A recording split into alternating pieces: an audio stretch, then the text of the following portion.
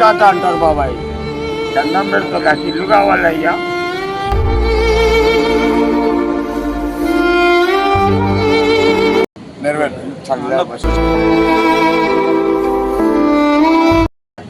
నమస్కారం అన్న. తెలంగాణ రాష్ట్ర ప్రజలందరికీ పేరు పేరున వందనం తెలియజేస్తా ఉన్నా. ఈ పెద్ద ఆయన మీకు తెలిసి ఉంటుంది, కుర్చీ తాత అంటారు. ఇంకా పేరు, సొంత పేరు ఏంది పెద్ద? షేక్ అహ్మద్ పాషా. షేక్ అహ్మద్ పాషా. నేను తెలంగాణ రాష్ట్ర ప్రజల ద్వారా తెలుగు ఉభయ రాష్ట్రాల డ్రైవర్ల అధ్యక్షుడు కాబట్టి ఇవాళ ఈ పెద్ద మనిషి నాకు కలిసి ఒక్కటే ఒక మాట అన్నాడు, అన్నా నువ్వు డ్రైవర్ల కోసం చాలా పోరాటం చేసినావు. నేను కూడా నీ వీడియోలు చూస్తుంటే నేను కూడా కేసీఆర్ను పడగొట్టడానికి చాలా వీడియోలు చేసిన, చాలా పోరాటం చేసిన. హస్తం గుర్తు ఎప్పుడైతే అధికారంలోకి వస్తుందో నాకు అప్పుడు ఇల్లు వస్తుందని చెప్పి చాలా పోరాటం చేసిన అన్న 3 సంవత్సరాలు అని చెప్పి అన్నాడు. నేను ఈ వీడియో ద్వారా మా అన్న, మా పేదల పెన్నిది అన్న రేవంత్ రెడ్డి గారు, మా ముఖ్యమంత్రి వర్యులకు తెలిసే విధంగా ఈ వీడియో పెడతా ఉన్నా. అన్న, నాకు ఎటువంటి అవకాశం లేకపోయినా ఇబ్బంది లేదు, నాకు ఎటువంటి అవకాశం రాకపోయినా ఇబ్బంది లేదు.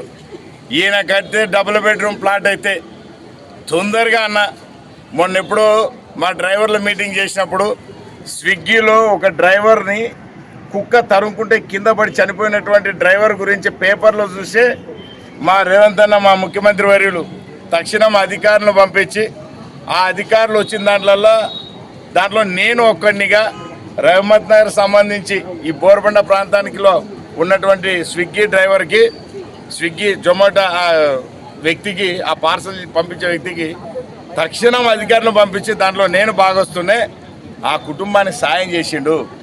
నేను ఇవాళ కటిక పేదరికుడు మన షేక్ అహ్మద్ పాషా కుర్చీ తాత అంటారు. ఈయన పాపం కేసీఆర్ అంటే అస్సలు కుదరదు, ఎందుకంటే వాడు మోసకారి కాబట్టి, ఇంకా వాళ్ళ కొడుకు కూడా పెద్ద మోసకారు కాబట్టి డబుల్ బెడ్రూమ్ పేరుతోటి తెలంగాణ ప్రజలను నయవంచన చేసి మోసం చేసింది కాబట్టి ఈ కుర్చీ తాతకి ఇంతవరకు డబుల్ బెడ్రూమ్ లేదు. కానీ నేను కోరేది ఒకటే, మా రేవంత్ అన్న గారిని, అన్న దయచేసి ఈ కుర్చీ తాతకైతే నిజంగా ఇల్లు ఆ యొక్క అవకాశం కల్పించానా. ఇంకా చేతులు ఎత్తి మొక్కుతా ఉన్నాడు. నేను మొక్కుతా ఉన్నా, ఈయన ద్వారా చేతులు జోడించి వేడుకుంటా ఉన్నా. డబుల్ బెడ్రూమ్ ప్లాట్ ఇతనికి అవకాశం కల్పిస్తే మొట్టమొదటిగా నేనే కాదన్నా, చాలామంది బడుగు బలహీన వర్గాలు ఇతనికి ఇల్లు ఇచ్చిందని బాగా ఆనందపడతారు. దాంట్లో మొట్టమొదటి వ్యక్తి నేను. హస్తం గుర్తు కోసం నిత్యం నిరంకుశం ఇతను పోరాటం చేసిండు. చాలామంది ఇతని మీద దాడి కూడా చేసారు టీఆర్ఎస్ వాళ్ళు, అయినా కూడా జైల్లో కూడా పెట్టారు. బయటకు వచ్చి మళ్ళా కాంగ్రెస్ హస్తం గుర్తు అని మాట్లాడిండు. ఇతనికి ఇల్లు అవకాశం కల్పించమని వేడుకుంటూ, ఈ కుర్చీ తాత మంచి అభిమాని కాంగ్రెస్ పార్టీకి, ముఖ్యంగా మా రేవంత్ అన్నకు, మా ముఖ్యమంత్రి గారికి అభిమాని కాబట్టి అతి తొందరలోనే అధికారులతోటి జారీ చేయమని, ఇతని పూర్తి డీటెయిల్స్, ఇతని సమాచారం నా దగ్గర ఉన్నది. నేను తొందరలోనే ముఖ్యమంత్రి గారిని కూడా కలవబోతా. కానీ ఈ లోపల అధికారులు కూడా నాకు స్పందించి ఫోన్ చేస్తే ఇతనికి డబుల్ బెడ్రూమ్ ప్లాట్ కల్పిస్తే చాలా ఆనందమని కోరుకుంటూ, ప్రతి ఒక్కరూ ఈ వీడియో చూసిన తర్వాత ఈ కుర్చీ తాతకి ఇల్లు వచ్చే విధంగా అందరూ కూడా ఈ వీడియోని షేర్ చేయండి. అన్న ముఖ్యమంత్రి దాకా చేరువ కావాలి.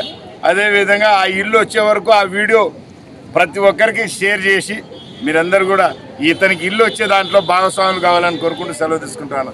ధన్యవాదాలు మిత్రులారా. మీరు చెప్పండి రేవంత్ రెడ్డి గారి గురించి. రేవంత్ అన్న గారి గురించి చెప్పన్నా.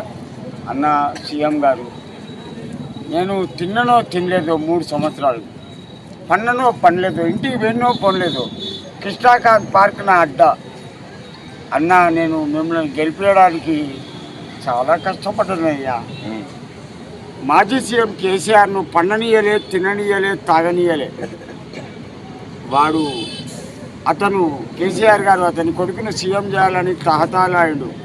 నా కుర్చీ దెబ్బకు రేవంత్ సీఎం గారు, మాజీ సీఎం గారు ఫామ్ హౌస్లో పడ్డాడు, కొడుకు అడ్రస్ లేకుండా పోయాడు. అది నా పవర్ అన్న. నన్ను కుర్చీ తాత అంటారు బాబాయ్. దండం పెడతా, నాకు ఇల్లు కావాలయ్యా. సరే, అన్న చూసుకుంటాడు. నీకేం కావాలో నీ ఇంటికి వచ్చే విధంగా ఆయన చర్య తీసుకుంటాడు. అధికారులు నీకు సాయం చేస్తారు. అన్న ఆజ్ఞతోటి నీకు ఇల్లు వస్తుంది. ఏమి ఇబ్బంది పడకు, బాధపడకు. ఇదే ప్రెస్లు అందరి సమక్షంలో మళ్ళీ నువ్వు చెప్పాలి, మా అన్న నాకు ఇల్లు పంపించిందని అక్కడికి వెళ్ళి చెప్పాలి. ఇల్లు ఇచ్చిండు అట్లా చెప్పాలి. ఓకేనా? వస్తుంది, తొందరలోనే నెరవేరుతుంది. సోషల్ మీడియాలో